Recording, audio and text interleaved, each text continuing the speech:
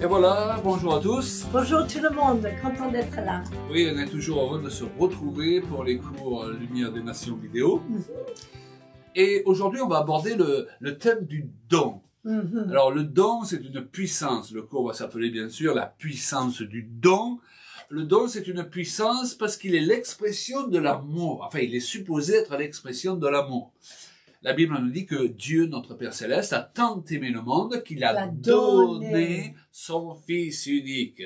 Donc Dieu ne s'est pas contenté de parler, il est passé aux actes et il a exprimé cet amour, n'est-ce pas, pour l'humanité, pour chacun de nous, en donnant. Et donc son esprit en nous, si nous le laissons s'exprimer, bien sûr, il va faire de nous des donneurs.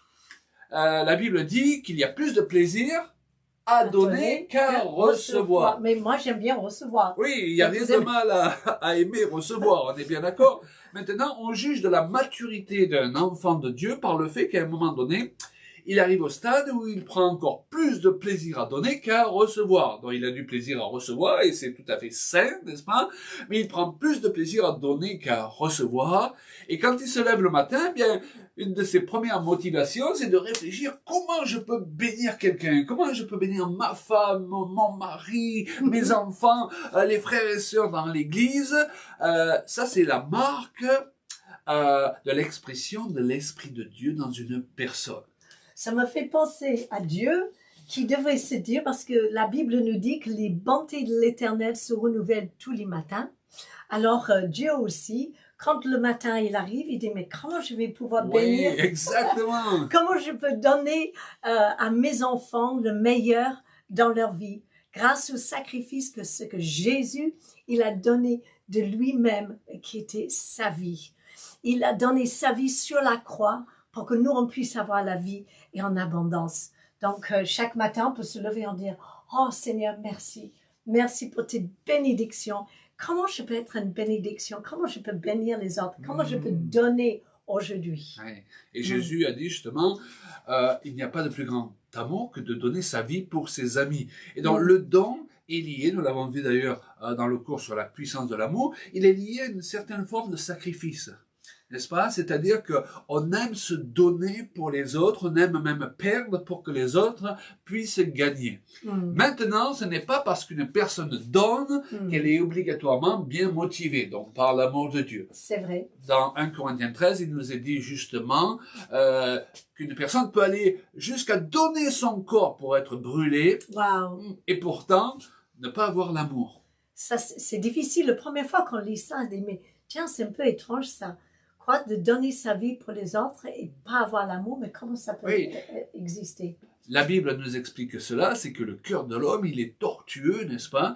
C'est-à-dire que l'homme peut pratiquer des actes de justice sans être motivé par la justice. C'est énorme. C'est vrai. Mais maintenant, si on a l'amour de Dieu, comme je l'ai dit tout à l'heure, habitant en nous, cet amour va nous pousser à devenir un donneur. Donc faisons attention. Dans quel état d'esprit nous sommes un donneur, parce que selon la motivation qui est la nôtre, nos dons vont être agréés de Dieu ou au contraire vont être refusés par le Seigneur. Et c'est un peu l'histoire de Caïn et Abel. Ils ont tous les deux fait une offrande à Dieu. Un était agréable et l'autre ne l'était pas du tout, parce que les deux étaient faits avec des motivations et un état d'esprit complètement différents. Alors, vous comprenez qu'à travers ce message sur le don, on ne va pas vous enseigner à donner n'importe comment, n'importe qui, n'importe quand. Il y a des règles. On a vu qu'une de ces règles par excellence, c'est notre motivation. On va y revenir. Mais on va voir dans le chapitre suivant les règles d'une loi qui s'appelle la loi de la semence.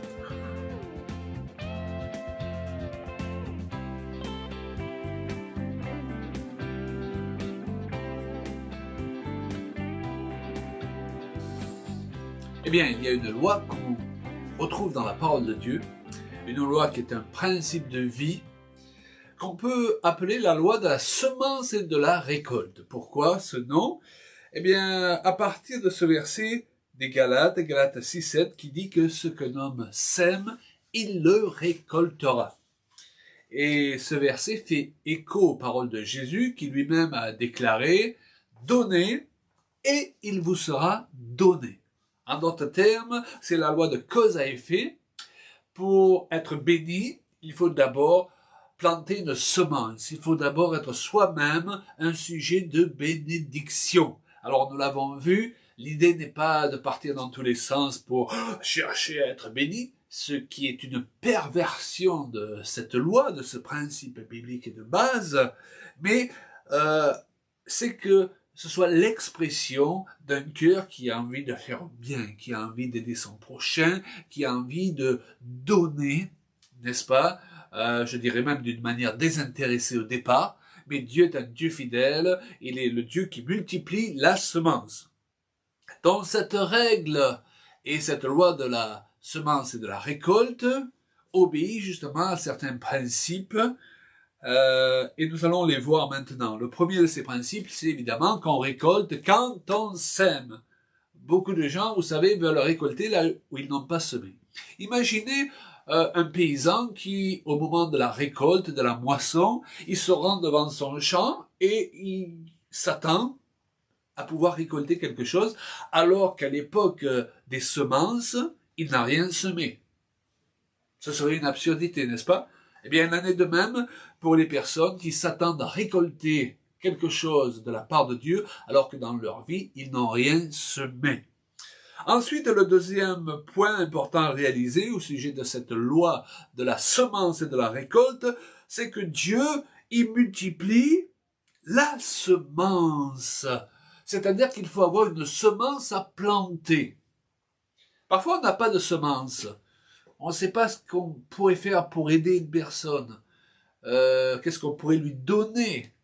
Eh bien, voilà une bonne forme de prière. Prier pour que Dieu nous donne de la semence, c'est-à-dire qu'il nous donne une bénédiction qu'on ne va pas obligatoirement garder pour nous, mais qu'on va recevoir afin de la communiquer à quelqu'un d'autre. Et c'est dans cet état d'esprit que parle ce verset de Corinthiens 9:10, « Celui qui fournit de la semence au semeur et du pain pour sa nourriture, vous fournira et vous multipliera la semence. » Nous avons besoin de semences pour pouvoir semer, bénir les autres, n'est-ce pas? Et quand nous n'en avons pas, eh bien, demandons au Seigneur de nous donner de la semence, au lieu d'être simplement obsédés par l'idée de recevoir pour nous, pour nous, pour nous. Alors, vous voyez, cette loi de la semence et de la récolte n'est pas basée sur l'égoïsme lorsqu'elle est mise correctement en action. Elle est basée sur le principe de chercher les intérêts des autres. Ensuite, on récolte en fonction de ce qu'on sème. Galates 6:8 nous dit, celui qui sème pour sa chair moissonnera de la chair la corruption, mais celui qui sème pour l'esprit moissonnera pour l'esprit la vie éternelle. Je récolte en fonction de ce que j'ai semé. Si je veux récolter des radis, je ne vais pas semer des carottes. Si je veux récolter de l'amour, parce que j'estime que je manque d'amour, eh bien la meilleure chose à faire, c'est de commencer à donner du peu que j'ai. Parfois les personnes vous disent « Oh, il n'y a jamais personne qui me sourit ». Mais lorsque vous regardez leur attitude, elle-même, elle ne sourit pas autour d'elle. Mais quand tu souris à quelqu'un, la plupart du temps, les gens vont naturellement te rendre le sourire. Donc, nous récoltons en fonction de ce que nous semons. Autre point très important à réaliser, c'est que nous récoltons proportionnellement à ce que nous semons. Et là, nous avons ce formidable verset de 2 Corinthiens 9:6 qui nous dit « Sachez-le », dont nous sommes supposés prendre connaissance de ces vérités. Sachez-le, celui qui sème peu moissonnera peu, et celui qui sème abondamment, eh bien, il récoltera abondamment. Waouh! Donc, nous avons parfois une mentalité dans nos milieux chrétiens où beaucoup de personnes voudraient récolter beaucoup là où elles ont semé peu. Or, c'est pas la mentalité du royaume de Dieu. La mentalité du royaume de Dieu, c'est que tu récoltes proportionnellement à ce que tu as semé. Maintenant, beaucoup est relatif. C'est-à-dire que pour Dieu, une personne qui n'a pas beaucoup, comme la femme, la veuve que cite Jésus, qui a mis une petite pièce dans le trône du temple, Jésus a dit qu'elle a donné beaucoup aux yeux du Seigneur. Pourquoi? Parce qu'elle avait peu. Pour quelqu'un qui a 300 000 euros en banque, donner 10 000 euros, c'est pas obligatoirement beaucoup, même si la somme paraît importante. Donc tout est relatif et Dieu ne nous juge pas par rapport à la somme s'il s'agit d'argent, à la quantité de ce que nous donnons, s'il s'agit d'autres formes de semences, mais je dirais par rapport à ce que ça nous coûte, par rapport au prix que nous décidons de payer en semant notre semence, en apportant notre offrande ou notre don. On récolte aussi, autre point très important à réaliser, si on sème dans la bonne terre. Et là, nous avons l'exemple de la parabole du semeur dans l'Écriture. Le semeur, il sort pour semer, puis il sème dans 4 champs différents, mais la semence ne pousse pas partout. Si je vais sur la route et que je sème une semence, sur le goudron, elle ne va pas pousser. Donc, il est important de demander au Seigneur le discernement pour pouvoir semer dans des bons champs. Et parfois, nous voulons faire tellement de bonnes choses, je dirais, c'est bien intentionné, mais c'est fait dans l'âme. Nous voulons pourvoir un besoin. Or, ce que Dieu nous appelle à faire, c'est de rentrer dans les œuvres qu'il a préparées d'avance. Il est important de demander donc au Seigneur quelles sont les semences qu'il veut que nous fassions et pourquoi pas aussi celles qu'il ne veut pas que nous fassions. Être dirigé par l'Esprit, voilà l'Esprit du Nouveau Testament. Et donc, c'est pas semer dans tous les sens et dans tous les terrains qui se présentent. Obéir à Dieu correspondra toujours à pourvoir à un besoin, mais tous les besoins qui se présentent dans notre vie ne correspondent pas à la volonté de Dieu pour nous. C'est une nuance importante à retenir. Et le dernier point que je vais exprimer sur cette loi de la semence et de la récolte dans ce chapitre, c'est que semer, et c'est la confirmation de notre introduction, doit être fait dans une bonne motivation parce que ça doit être l'expression de l'amour. Je sème parce que je suis motivé par l'amour de Dieu. Je suis animé par l'amour de Dieu. Et rappelez-vous ce que nous avons dit en introduction de ce cours. Dieu nous a donné l'exemple en semant, en donnant la vie de son Fils unique. Eh bien, nous sommes appelés à marcher sur ces traces et non pas à mettre en route des méthodes destinées à nous faire prospérer de manière égoïste. Non, nous devons permettre au Saint-Esprit de s'exprimer à travers nous et une des manières par excellence à travers laquelle il le fait, c'est à travers le don. Et en nous permettant de devenir, je dirais, experts pour gérer cette loi de la semence et de la récolte.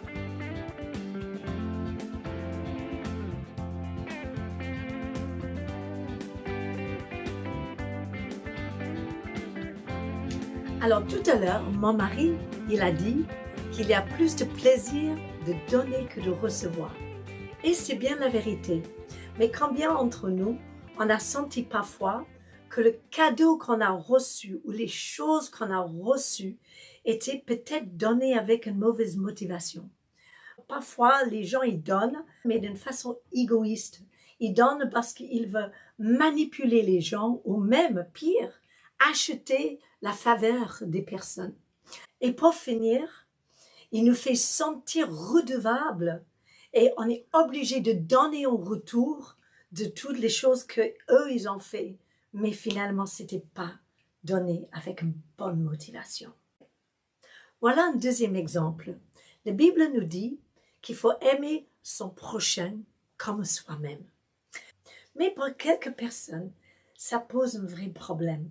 Je pense à quelqu'un qui a tellement une mauvaise image d'elle-même qu'elle a l'impression qu'elle ne mérite pas ni l'attention, ni l'affection, ni de recevoir quoi que ce soit d'autres personnes. Elle va passer sa vie de servir, d'aider, de faire 40 choses pour essayer de bénir les autres, mais elle est incapable de réaliser qu'elle-même, elle a une valeur si précieuse aux yeux de Dieu. Et si on voit quelqu'un qui souffre d'un manque de confiance en elle, ou qu'ils ont un sentiment qu'ils ne méritent pas de recevoir et qu'ils sont que bons pour donner. Et on peut les encourager de vraiment réaliser qu'ils sont des merveilleuses créatures. Alors, comme ça, quand ils vont donner aux autres, ça va être équilibré et que ça va pas être au-delà de ce qu'ils devraient ou pourraient donner, mais qu'ils gardent aussi leur cœur. Alléluia. Et voilà un dernier exemple qui est peut-être plus problématique que celle que je viens de citer. Il y a des personnes qui ont une mentalité d'esclave. Je pense à celle qui est dans une relation néfaste avec peut-être un pervers narcissique, où ils sont obligés d'accepter même les inacceptables.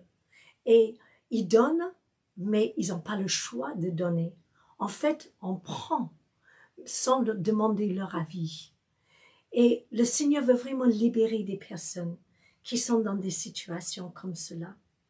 Et ce que j'avais marqué dans mes notes ici, c'était que le don est un acte volontaire qui doit être fait avec joie et dans la liberté.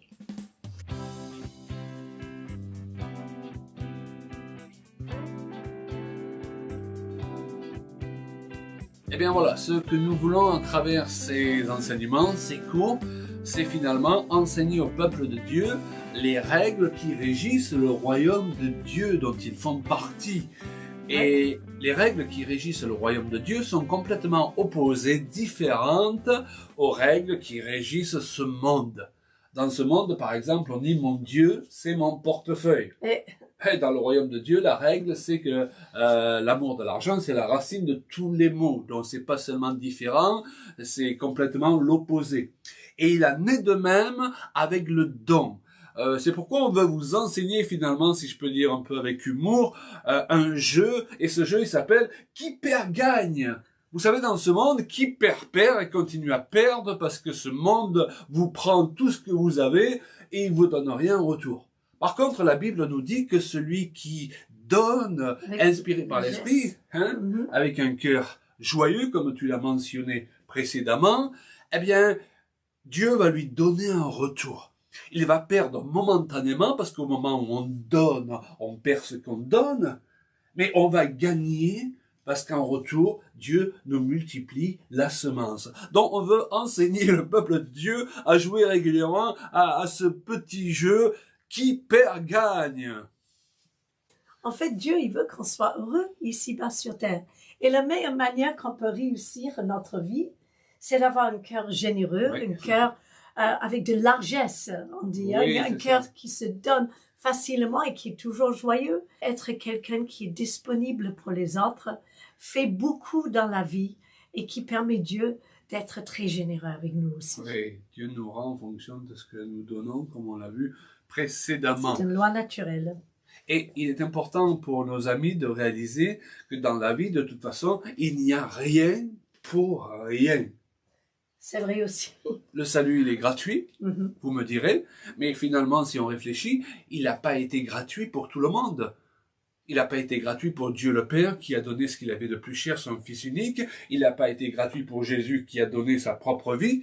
Donc cette notion de gratuité, elle est toute relative. Et nous devons faire attention à la mentalité parfois que nous avons dans nos milieux évangéliques où on recherche à avoir toujours tout gratuitement. Nous voyons par exemple aussi que l'apôtre Paul, il dit aux Corinthiens, je vous ai annoncé gratuitement l'évangile. Et là, on entend certaines personnes nous dire, ben, vous voyez, un ministère, il doit pas récolter d'argent, il doit tout faire gratuitement. Mais on oublie que Paul précise, j'ai dépouillé d'autres églises pour vous apporter à vous justement gratuitement l'évangile. Donc quelqu'un devait payer. Et nous devons réaliser que lorsque nous bénéficions gratuitement de quelque chose, c'est parce que quelqu'un d'autre a payé. Donc, il est vrai que Jésus a dit annoncer gratuitement l'évangile, donner gratuitement parce que vous avez reçu gratuitement. Et il n'est certainement pas notre but de remettre cette vérité en question. L'évangile est gratuit, mais les moyens pour l'annoncer ne sont pas gratuits. Pour prendre un avion pour aller annoncer l'évangile, il faut acheter des billets d'avion. pour pouvoir imprimer ne serait-ce que des tracts à distribuer pour Bien annoncer sûr, ça l'évangile. Et même la Bible nous dit que l'ouvrier, celui qui annonce l'évangile, a droit à un salaire. Ça ne veut pas dire qu'il est là pour faire payer, n'est-ce pas, les gens pour le message du salut qu'ils reçoivent, mais ça signifie tout simplement qu'il faut qu'il soit en position, lui-même, de pouvoir avoir le temps et les moyens pour annoncer cet évangile gratuit. Donc attention avec cette notion de gratuité qu'on retrouve parfois. Je le répète, la gratuité est toute relative. Mais dans la vie, il n'y a rien pour rien. La Bible dit ce qu'un homme aura semé, il le récoltera. Un autre point important, c'est que le don est supposé être l'expression de la justice. Il est marqué dans le psaume 112:9 que le juste fait des largesses, il donne aux indigents et sa justice subsiste à jamais. Ouais. Donc on voit le rapport avec le fait de donner la justice. 2 Corinthiens 9:10, celui qui fournit de la semence au semeur, eh bien, il augmentera les fruits de votre justice. Ça signifie encore que le fait de semer, eh bien, permet à la justice de Dieu de se manifester, au fruit de la justice de croître. Oui, c'est très important parce que finalement, si on a une mentalité un peu avare, oui. Un peu, je sais pas, il faut que j'amasse le plus possible pour que je sois en sécurité. On a toujours peur que nos escrocs, qu'on va profiter de nous. Ou que même de donner de notre temps, on n'est jamais disponible, on est toujours, désolé, je suis trop pressé. Eh bien, on fait un mauvais calcul. Parce que Jésus, il a donné avec largesse. Il a été toujours disponible. Et je crois qu'on a des leçons encore à apprendre de ce côté-là. Absolument. Ah. Et puis, il y a des exemples dans l'Écriture. Moi, j'aime bien, tu sais, le cas de Corneille. Alors, c'est Acte 10:31. Oui. Et il parle de Dieu. Il a vu les offrandes de Corneille, ce qu'il a donné, ce qu'il a investi. Et ce n'était pas une petite chose.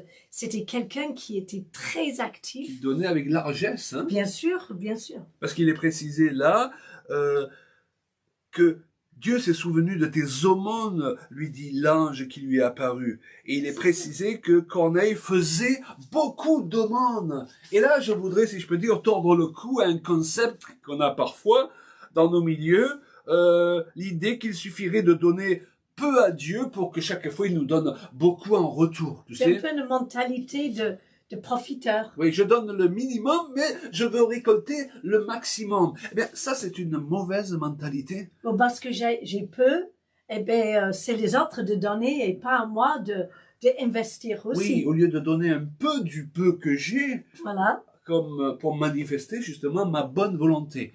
Et il est important de ne pas avoir cette mentalité de profiteur au sein du peuple de Dieu, parce que c'est pas la mentalité de notre Père. Mais Dieu, il va pas nous demander de donner plus que ce qu'on peut donner, mais en fonction de qui on est, de notre position sociale ou même de nos possibilités, c'est le geste qui compte. Absolument. C'est le geste qui compte. Dieu ne nous demande pas d'aller avec la force que nous n'avons pas. Exactement. Mais il veut qu'on aille avec la force qu'on a, même si c'est peu. Et quand on va, eh bien, il va multiplier ce qu'on a déjà. Et ça, c'est l'histoire des talents et tout ça. Ah, oui. C'est important. Oui. En fait, Dieu, il aime beaucoup. Hein? Il aime beaucoup. Et il est dit justement que Corneille, faisait beaucoup d'aumônes. Et puis, il y a le cas aussi de Dorcas. Il nous est dit, dans Acte 9:36, qu'elle faisait beaucoup de bonnes œuvres et d'aumônes. Wow. Tu sais, parfois, les chrétiens, ils disent, oh, ben, c'est pas important ce que les gens font qui ne connaissent pas le Seigneur, hein, parce que tant qu'on n'est pas venu à Jésus, tout ce qu'on fait, ça n'a pas de valeur, c'est dans la chair. Eh bien, c'est pas vrai. Dieu prend plaisir à voir des hommes qui ne le connaissent pas encore, eh bien, manifester la bonté, parce que c'est un élan du cœur que lui-même leur a inspiré. Et Dieu est touché, comme pour Corneille, comme pour Dorcas, lorsqu'il voit des personnes qui ne sont pas encore nées de nouveau, qui n'ont pas encore accepté Jésus comme sauveur, mais qui font du mieux qu'elles peuvent, parce qu'elles veulent rendre ce monde meilleur. Il y a déjà une part de Dieu en eux, parce qu'il y a la gentillesse et il y a la considération pour les autres. Et Dieu, il honore cela et il les attire vers lui pour qu'ils puissent être vraiment dans la révélation de sa personne. Donc, il ne faut pas mépriser les gens et Non. ne pas mépriser ce qu'ils font. On apprécie des gens gentils. Hein? Oui, ce Hein? qu'ils font là où ils sont, bien Absolument. sûr. Heureux celui qui s'intéresse aux pauvres, nous dit le psaume 41, versets 1, 2, 3. Au jour du malheur, l'Éternel le délivre, l'Éternel le garde et lui conserve la vie. Il est heureux sur la terre et tu ne le livres pas au bon plaisir de ses ennemis. L'Éternel le soutient sur son lit de douleur, tu le soulages dans toutes ses maladies. Eh bien, pourquoi la personne dont il est question dans ce psaume est-elle délivrée par Dieu? Sa vie est conservée et n'est pas livrée au bon plaisir de ses ennemis parce qu'elle s'est intéressée aux pauvres. Elle a donné à celui qui souffre et lorsqu'elle se retrouve elle-même dans la souffrance, ce qu'elle a semé à une époque de sa vie lui revient. Dieu la soulage sur son lit de douleur. Alléluia, c'est encourageant pour tous ceux qui désirent de faire du bien et de faire la volonté de Dieu. Nous sommes les mains et les pieds de Dieu. Et Dieu, il veut bénir, il veut donner aux hommes et il veut le donner à travers nous et à travers ce qu'on peut faire. Oui, donc c'est vrai que toi, tu as beaucoup à cœur de mettre en garde les enfants de Dieu, Julia, de ne pas avoir cette mentalité de profiteur. Non, mais une mentalité de donneur. Quand on va à l'église le dimanche matin, est-ce qu'on arrive à l'église à l'heure ou peut-être même un peu en retard en disant « Ah ben, je vais voir ce qu'on me donne aujourd'hui ». On va voir s'ils vont distribuer peut-être de la nourriture ou est-ce qu'on va me donner quelque chose pour me faire du bien, pour me consoler. Ma prophétie. Voilà, la prophétie, exactement. Ou est-ce qu'on arrive à l'église même un peu plus tôt parce qu'on a tellement envie de partager des bonnes choses avec les autres, de donner aussi un sacrifice vivant à travers le culte qu'on va honorer Dieu. La mentalité, c'est très important d'avoir la bonne façon de venir à l'église et d'être des donneurs Des et serviteurs. pas des profiteurs. Des gens qui servent au lieu qui recherchent toujours à être servis. Hein. Ah bien, il y a certaines personnes, surtout en Europe, ils vont à l'église un peu comme s'ils allaient dans un supermarché. Oui, un supermarché ou un self-service. Bon, donne-moi ça, non, ça je veux pas, etc. C'est pas comme ça que ça marche. On travaille ensemble et le corps de Christ a besoin de l'effort de chacun pour que le royaume de Dieu avance. Donc, au lieu de vous poser toujours la question, qu'est-ce que les autres peuvent faire pour moi, peuvent me donner, eh bien, posez-vous régulièrement la question, qu'est-ce que je peux faire pour les autres? Qu'est-ce que je peux leur donner? Et là, c'est la joie.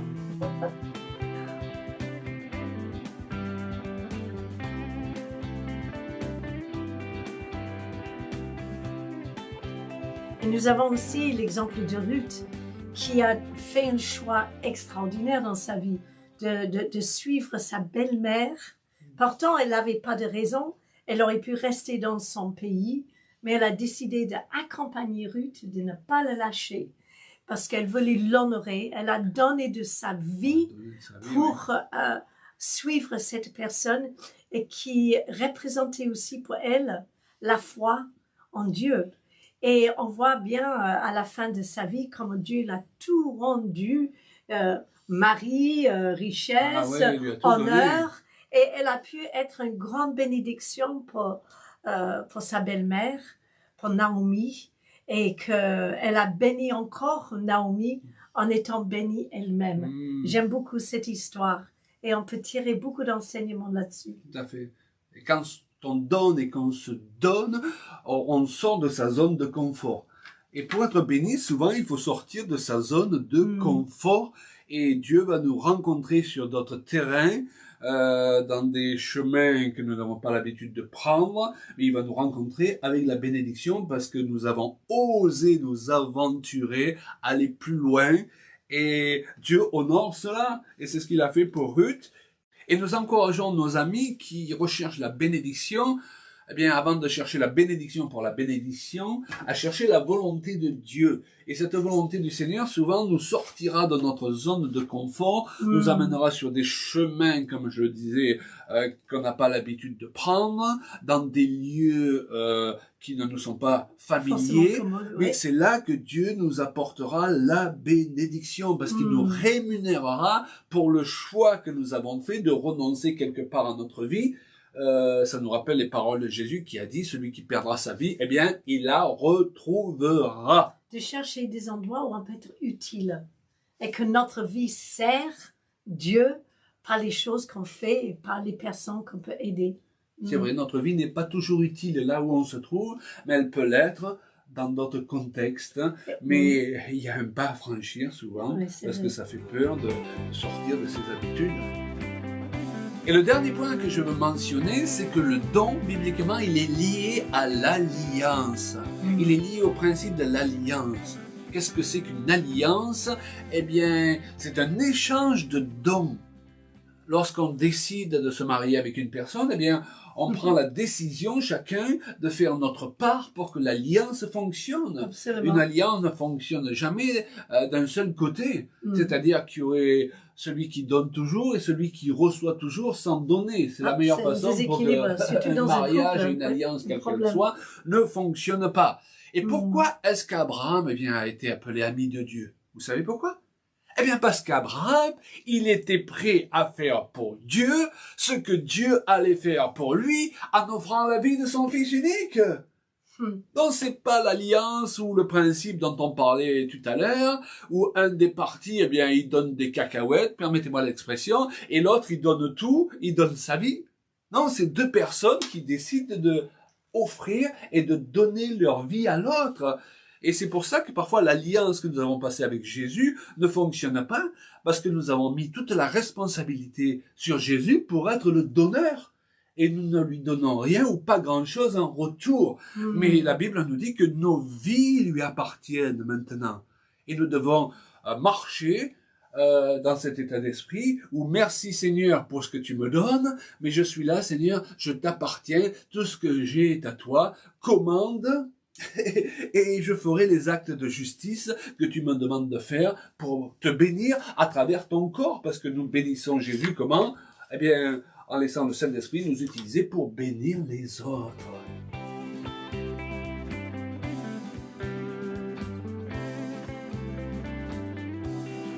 Chers amis, eh bien, nous sommes très heureux avec Julia chaque fois de pouvoir partager la parole de Dieu et donc, rappelez-vous, partager les principes du royaume qui vont nous permettre d'évoluer dans cette vie, dans la victoire et en voyant la bénédiction de Dieu à un moment donné qui nous touche. C'est notre salaire, c'est ça notre salaire. Ben, quel plaisir de donner, quel plaisir de faire ces vidéos, quel plaisir de revenir vous voir d'une certaine façon chaque semaine à travers ces cours LDN. Et c'est parce que le Seigneur nous a donné cette idée. Et nous voulons donner et qu'on veut donner notre retour pour tous ceux qui ont besoin d'être fortifiés dans la foi. Donc on espère que vraiment nos efforts de faire ces petites vidéos va récolter beaucoup de fruits pour le royaume. Semences vont récolter Amen. Beaucoup de fruits. Donc à bientôt pour la prochaine vidéo. Soyez richement bénis. Au revoir.